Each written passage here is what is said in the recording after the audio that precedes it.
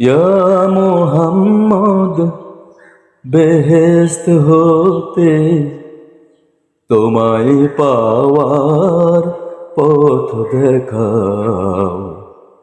এই দুনিয়ার দুঃখ থেকে এবার আমায় নাজাত দাও।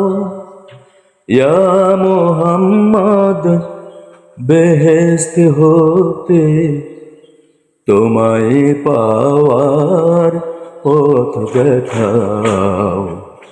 এই দুনিয়ার দুঃখ থেকে এবার আমায় নাজাত দাও।